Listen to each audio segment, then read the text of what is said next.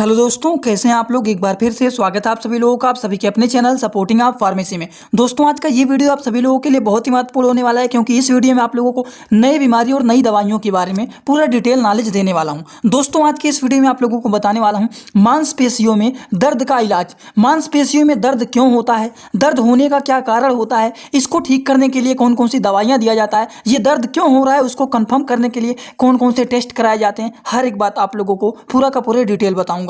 अगर आप मेडिकल के प्रैक्टिस करने वाले छात्र हैं तब आप लोग जरूर इस वीडियो को पूरा देखना, क्योंकि इस तरह की जानकारी आप सभी लोगों को पूरा जरूर रहना चाहिए। तो चलिए दोस्तों, वीडियो को स्टार्ट करते हैं बिना देर के। लेकिन स्टार्ट करने से पहले एक महत्वपूर्ण सूचना ये है, सपोर्टिंग आप फार्मेसी के इस चैनल पर यह वीडियो बनाया जाता है केवल मेडिकल छात्रों के नॉलेज के लिए। कोई भी दवा अपने से ना इस्तेमाल करें बिना डॉक्टर के सलाह के। दोस्तों, सबसे पहली बात यह होता है कि अगर किसी के मांसपेशियों में दर्द हो रहा है तो ये दर्द होने का क्या कारण होता है। सबसे पहले कारण जानना बहुत ही जरूरी होता है, और इन्हीं कारण के माध्यम से हमें पता चलता है कि हाँ, इसकी वजह से दर्द हो रहा है, और फिर उस चीज को ठीक किया जाता है जिससे हमारी मांसपेशियों का दर्द ठीक हो जाए।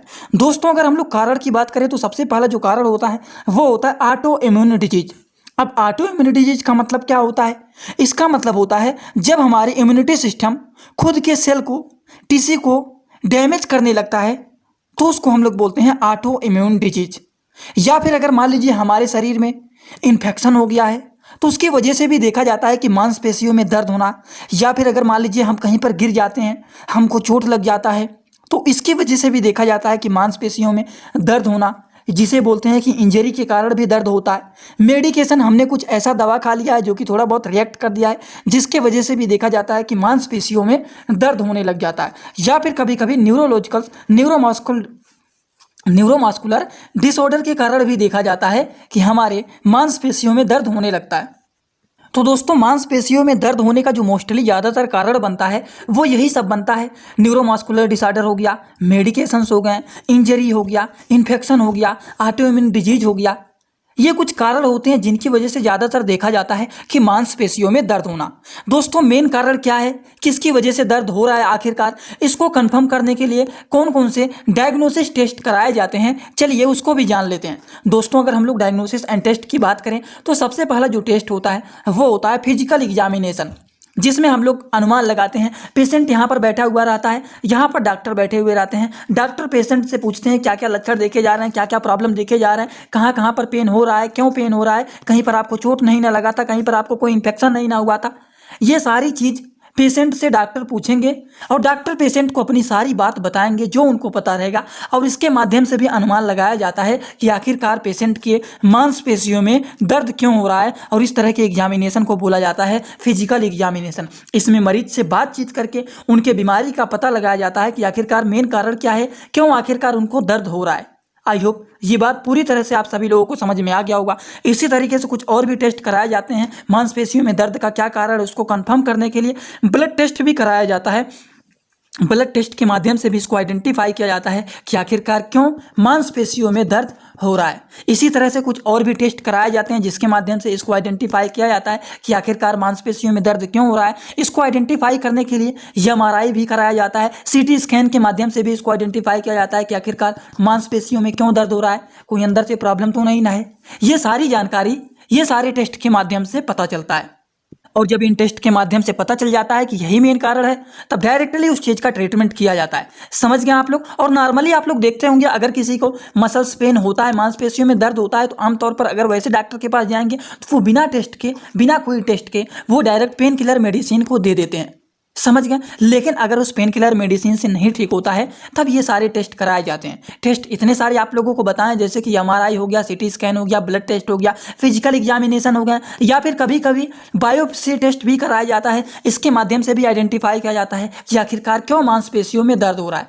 तो आप सभी लोगों को मैंने बताया है कि अगर किसी के मसल्स पेन हो रहा है, मांसपेशियों में दर्द हो रहा है, तो सबसे पहले आप लोगों को बताया है फिजिकल एग्जामिनेशन टेस्ट के माध्यम से आइडेंटिफाई किया जाता है।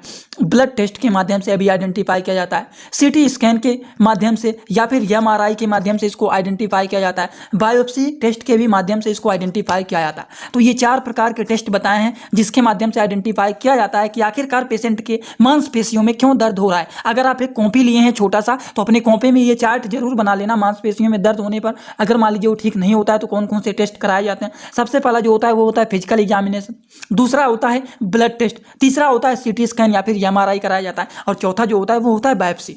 आई होप ये बात आप सभी लोगों को समझ में आ गया होगा। आप सभी लोगों को बताएं हैं मांसपेशियों में क्यों दर्द होता है, दर्द होने का क्या कारण होता है, ये कारण आप लोगों को बता दिए। और मांसपेशियों में दर्द होता है तो दर्द क्यों हो रहा है उसको जानने के लिए टेस्ट कराया जाता है। तो कौन कौन से टेस्ट कराए जाते हैं, ये 2 बात आप सभी लोगों को पूरी तरह से बता दिया हूँ। दोस्तों इसी तरह से मैं आप सभी लोगों के लिए एक बुक बनाया हूँ जिस बुक का नाम है A to Z medicine book. ये जो दोस्तों बुक है ये टोटल 600 पेज का है, जिसमें आप लोगों को टोटल 46 चैप्टर मिल जाएंगे, और साथ ही साथ आप लोगों को फ्री में पूरे बुक का 46 वीडियो लेक्चर भी मिल जाएगा हर एक चैप्टर का, जिसकी आप लोगों को मिल जाएगा मात्र 499 रुपये। ये बुक आप लोगों को PDF के फॉर्मेट में व्हाट्सअप पर मिलेगा, जो कि आप कैसे लेंगे इसी वीडियो के कमेंट बॉक्स में जाएंगे, वहां पर एक लिंक मिल जाएगा। जब आप उस लिंक पर क्लिक करेंगे तो डायरेक्ट आप व्हाट्सएप पर पहुंचेंगे, उसी नंबर पर आपको पेमेंट करना है, वहीं पर आपको बुक और पूरे बुक का वीडियो लेक्चर भी मिल जाएगा। जो लोग लेना चाहते हैं ले सकते हैं, जो लोग प्रैक्टिस करने वाले छात्र हैं जरूर इस बुक को परचेज करें, जिसमें हजारों प्रकार की दवाइयों का नॉलेज आपको मिल जाएगा।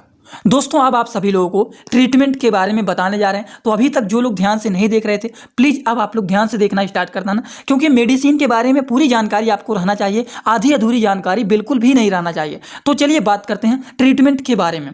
दोस्तों ट्रीटमेंट की बात करें तो सबसे पहला जो मेडिसिन होता है वो होता है नाइसियमार टैबलेट, जिसका कंपोजिशन की अगर बात करें कि इसका जो कंपोजिशन होता है वो होता है न्यूमेसलाइड एंड टाइजानिडीन।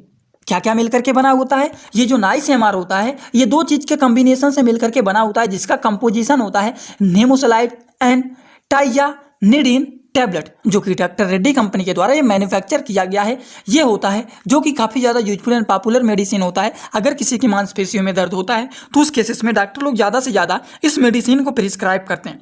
इनके अगर डोज के बारे में बात करें तो 1 tablet BD in a day after meal, मतलब 1 टैबलेट दिन भर में 2 बार खाया जाता है, वो भी खाना खाने के बाद इस टैबलेट को लिया जाता है, जो कि काफ़ी ज़्यादा यूजफुल एंड पॉपुलर मेडिसिन होता है। ये नाइसियमार के नाम से फेमस होता है। समझ गए आप लोग। इसी तरह से कुछ और भी दवाइयाँ होता है, जैसे कि सेरेक्स फोर्ट होता है। सेरेक्स फोर्ट जो होता है ये भी काफ़ी ज़्यादा यूजफुल एंड पॉपुलर मेडिसिन होता है। अगर हम बात करें तो इसका कंपोजिशन की, तो इसका कंपोजिशन होता है सेरेसियोपेप्टिडेज टैबलेट, जो कि इंडियन फार्माकोपिया का ये मेडिसिन होता है। 10 mg का ये मेडिसिन होता है, जो कि काफ़ी ज़्यादा यूजफुल एंड पॉपुलर होता है मांसपेशियों के दर्द को ठीक करने के लिए। आप लोगों को कंपोजिशन तो दिख रहा है ना साफ साफ, देखिए ये होता है सेरेक्स फोर्ट। इसका कंपोजिशन जो है वो है सेरेसियोपेप्टिडेज टैबलेट, जो कि इंडियन फार्माकोपिया IP लिखा गया है, मतलब ये इंडियन फार्माकोपिया का टैबलेट है।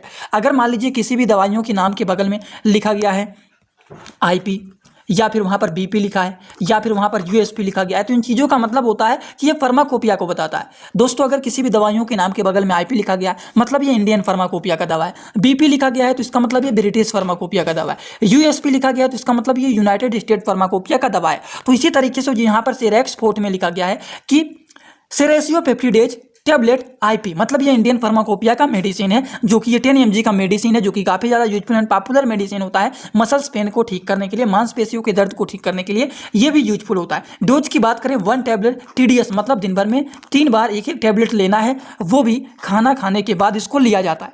समझ गए आप लोग। ये भी होता है सेरेसियोपेप्टिडेज टैबलेट। इसी के साथ साथ कुछ और भी दवाइयाँ होती हैं, जैसे कि बात करें एसिलॉक टैबलेट। अगर मान लीजिए आपने ये टैबलेट खाया नाइसियमार, या फिर आपने ये टैबलेट खा लिया सेरेक्स फोर्ट, आपने ये मान लीजिए दोनों टैबलेट खाया, ये दोनों टैबलेट अगर मान लीजिए आपके पेट में गैस्ट्रिक काज करता है, पेट में गैस बन जाता है, जलन होने लगता है, पेट फूल जाता है, तो उस केसेस में साथ में ये भी दवा दिया जाता है जिसका नाम होता है एसिलॉक टैबलेट। एसिलॉक टैबलेट जो होता है ये रेनिटिडीन इसका कंपोजिशन है। रेनिटिडीन टैबलेट का काम क्या होता है, रेनिटिडीन टैबलेट का काम होता है हमारे पेट में अगर गैस बना हुआ है, जलन हो रहा है, एसिडिटी है, पेट फूल गया है, तो उसको ये ठीक करने का काम करता है। और इस तरह की दवाइयों को, गैस्ट्रिक ट्रीटमेंट की दवाइयों का आपको एक ट्रिक बताया था, जैसे कि यहाँ पर बताएं कि अगर किसी भी दवाइयों के लास्ट में टीडीन आता है, क्या आता है, टिडिन, TIDIN, या फिर किसी भी दवाइयों के लास्ट में प्राजोल आता है, PRAZOL। तो ये एक प्रकार का एंटी गैस्ट्रिक मेडिसिन होता है, गैस को ठीक करने वाली दवाइयाँ होता है। अब आप कहेंगे कि टिडिन का एग्जाम्पल दीजिए, जैसे कि रेनिटिडिन हो गया, सिमिटिडिन हो गया,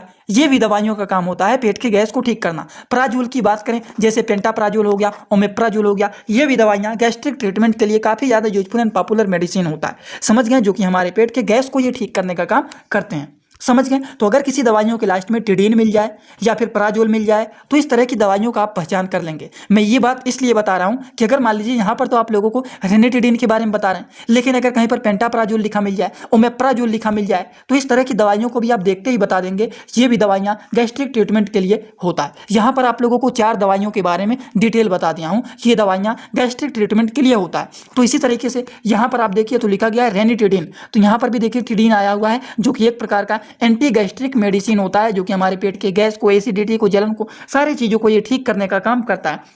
अगर हम बात करें रेनिटिडिन टैबलेट का डोज क्या होता है, तो एक टैबलेट दिन भर में 2 बार दिया जाता है, वो भी खाना खाने के बाद इसको लिया जाता है, जो कि काफ़ी ज़्यादा यूजफुल एंड पॉपुलर मेडिसिन होता है गैस्ट्रिक ट्रीटमेंट के लिए। इसी के साथ साथ हम लोग अगर बात करें कोई अगर मान लीजिए हमारे मांसपेशियों में, जैसे कि अगर मान लीजिए ये हमारा शरीर है, हमारे शरीर में किसी भी बॉडी पार्ट में अगर मांसपेशियों में बहुत ज़्यादा दर्द हो रहा है तो उस जगह पर क्या कोई जेल भी लगाया जाता है, क्या कोई क्रीम लगाया जाता है? तो बिल्कुल, अगर उस एरिया में दर्द होता है तो वहाँ पर पेन किलर जेल लगाया जाता है। अब आप कहेंगे पेन किलर जेल मतलब दर्द निवारक जेल, दर्द निवारक क्रीम, तो कौन सा होता है? वो होता है वोवेरान इमूजेल। वोवेरान इमूल जेल जो होता है, जो कि काफ़ी ज़्यादा यूजफुल एंड पॉपुलर होता है मांसपेशियों के दर्द को ठीक करना, शरीर के दर्द को ये ठीक करने का काम करता है। अब आप कहेंगे कैसे हमें पता लगेगा? तो देखिए यहाँ पर डाइक्लोफिनेक लिखा गया है, तो जब डाइक्लोफिनेक लिखा गया है तो आप सभी लोगों को पता है कि डाइक्लोफिनेक मेडिसिन जो होता है ये एक प्रकार का पेन किलर मेडिसिन होता है। तो डाइक्लोफिनेक जो जेल है, इनका काम क्या होगा? ये दर्द को ठीक करने का काम करेंगे, समझ गए, जो कि काफ़ी ज़्यादा यूजफुल एंड पॉपुलर होता है दर्द को ठीक करने के लिए। हमारे बॉडी पार्ट में, हमारे मांसपेशियों में अगर कहीं पर दर्द हो रहा है तो उस एरिया में इसको हम लगा लेते हैं और इससे आराम मिल जाता है। ये होता है डाइक्लोफिनेक जेल। अगर हम बात करें इनका डोज क्या होता है, तो इसको अप्लाई किया जाता है TDS से QID दिन भर में। अब आप कहेंगे ये सारी चीज़ें क्या लिखा गया है? इसका मतलब होता है कि दवाइयों के जो डोज होते हैं वो 60 वर्ड में लिखे जाते हैं, जैसे कि हो गया OD। जो नए छात्र हैं वो लोग देख लेना ध्यान से, जो ओल्ड हैं वो वीडियो को थोड़ा सा भगा देना, ठीक, नहीं तो कहेंगे बार बार एक ही बात रिपीट करते हैं। मैं इसलिए बताता हूं जिससे सब लोगों को ये सारी बात हमेशा के लिए याद रहे, और जिन्हें याद हो गया है वो थोड़ा सा वीडियो को भगा देना। दोस्तों, दवाइयों के डोज के अगर बगल में OD लिखा गया है मतलब दवा को दिन भर में 1 बार इस्तेमाल करना है। BD लिखा गया है तो इसका मतलब दवा को दिन भर में 2 बार इस्तेमाल करना है। TDS लिखा गया है मतलब दवा को दिन भर में 3 बार इस्तेमाल करना है। और अगर वहीं पर QID लिखा गया है तो मतलब इस दवा को दिन भर में 4 बार इस्तेमाल करना है। और कभी कभी दवाइयों के डोज में AM मतलब आफ्टर मील और बिफोर मील लिखा रहता है, तो इनका मतलब होता है आफ्टर मील का मतलब होता है दवा को खाना खाने के बाद खाना है, और अगर बिफोर मील लिखा मिल जाए आपको तो इससे आप देखते ही समझ जाएंगे कि दवा को खाना खाने से पहले खाना है। ये 2 बात आप सभी लोगों को हमेशा के लिए याद रखना है। तो वही चीज़ देखें यहाँ पर लिखा गया है कि डाइक्लोफिनेक जो जेल होता है, इनके अगर डोज के बारे में हम बात करें तो इसको अप्लाई करना है दिन भर में। TDS का मतलब क्या होता है? दिन भर में 3 से, QID का मतलब होता है 4 बार, मतलब दिन भर में इसको 3 से 4 बार लगाना है, वो भी एक दिन में 3 से 4 बार इसको लगाना है। अगर 3 बार लगाते हैं तो 1 बार सुबह लगाइए, 1 बार शाम को लगाइए, 1 बार दोपहर में लगा लीजिए, समझ गए? तो सुबह, दोपहर, शाम लगा लेना है। अगर 4 बार लगाना है तो उसी तरह से आप डोज बना लीजिए, उसी हिसाब से लगाइए, समझ गए? तो ये होता है डाइक्लोफिनेक जेल। और ये सारी की सारी दवाइयाँ हैं। अगर किसी के मांसपेशियों में दर्द हो रहा है तो उसको ठीक करने के लिए डाइक्लोफिनेक जेल के बारे में भी आप लोगों को बता दिए हैं। इसके पहले रेनिटिडिन टैबलेट के बारे में बताएं कि ऊपर जो मेडिसिन आपको बताएं वो अगर खाने से पेट में गैस्ट्रिक काज हो जाता है, गैस बन जाता है, तो उसको ठीक करने के लिए उसके साथ में रेनिटिडिन टैबलेट को भी दिया जाता है। उसके पहले आप सभी लोगों को बताए हैं सेरेक्स 40 के बारे में, जो कि काफ़ी ज़्यादा यूजफुल एंड पॉपुलर मेडिसिन होता है। अगर किसी के मांसपेशियों में दर्द हो रहा है, इनका डोज क्या होता है? 1 टैबलेट दिन भर में सुबह, दोपहर, शाम खाया जाता है, वो भी खाना खाने के बाद। और इसके पहले आप सभी लोगों को बताएं नाइसियमाड टैबलेट के बारे में, जिसका कंपोजिशन होता है नेमोसेलाइट एंड टाइजानिडिन टैबलेट, जो कि काफ़ी ज़्यादा यूजफुल होता है और नाइसियमाड के नाम से पॉपुलर होता है, जो कि डॉक्टर रेड्डी कंपनी के द्वारा मैन्युफैक्चर किया जाता है, जिनका डोज होता है 1 टैबलेट दिन भर में 2 बार खाना है, वो भी खाना खाने के बाद। समझ गए आप लोग? उसके बाद आप सभी लोगों को बताएं कौन कौन से टेस्ट कराए जाते हैं मांसपेशियों में दर्द को कंफर्म करने के लिए, जैसे कि बायोप्सी टेस्ट हो गया। दोस्तों, एक बात और आप लोगों को बता देता हूं, अगर पेन बहुत तेजी से हो रहा है, बहुत ज़्यादा हो रहा है, तो अगर मान लीजिए कोई इंजेक्शन का इस्तेमाल करते हैं तो इंजेक्शन में डाइक्लोफिनेक इंजेक्शन आता है, वो इस्तेमाल किया जाता है। समझ गए आप लोग। डोज की बात करें इंजेक्शन की, तो according to the patient condition, patient के कंडीशन को देखते हुए इंजेक्शन को दिन भर में 1 से 2 बार लगाया जाता है। ये भी हमारे शरीर के, हमारे मांसपेशियों के दर्द को ठीक करने का काम करता है। समझ गए, ये होता है डाइक्लोफिनेक। ठीक, इसका इंजेक्शन भी आता है जो कि डाइक्लो के नाम से ये ज़्यादातर फेमस होता है। अगर मान लीजिए ज़्यादा दर्द हो रहा है तो उस केसेस में इंजेक्शन का भी इस्तेमाल किया जाता है, नहीं तो मेडिसिन से ही काम चला दिया जाता है। समझ गए आप लोग। चलिए इसके पहले आप लोग को क्या क्या बताएं वो भी जान लीजिए। MRI and CT scan test भी कराया जाता है, ये भी आप लोगों को बता दिया हूँ। ब्लड टेस्ट के माध्यम से भी आइडेंटिफाई किया जाता है क्यों दर्द हो रहा है, ये भी आप लोगों को बता दिए हैं। फिजिकल एग्जामिनेशन में क्या आपको कोई बीमारी है, क्या आप कहीं पर गिर गए हैं, या फिर कोई भी चोट लग गया है, या फिर कोई और भी इन्फेक्शन नहीं ना हुआ है आपके शरीर में, ये सारी चीज़ों को जानबूझ से पूछ करके, उनसे जानकारी लेकर के तब मेडिसिन को दिया जाता है। ये होता है फिजिकल एग्जामिनेशन। ये भी आप लोगों को बता दिए हैं। दर्द क्यों हो रहा है, दर्द होने का क्या क्या कारण होता है, ये भी आप सभी लोगों को कारण भी पूरी तरह से बता दिया हूँ। आई होप आज का वीडियो आप सभी लोगों को पूरी तरह से समझ में आया होगा। अब आप लोगों से 2 मिनट नहीं 1 मिनट थोड़ा सा बातें कर लेता हूँ। दोस्तों अगर आप लोगों को हमारी वीडियो, अगर मान लीजिए मैंने एक वीडियो आप लोगों के लिए आज बनाया और आप सभी लोगों को समझ में आ जाता है पूरी तरह से, तो दोस्तों बस आपको एक ही काम करना है कि कमेंट बॉक्स में जाना है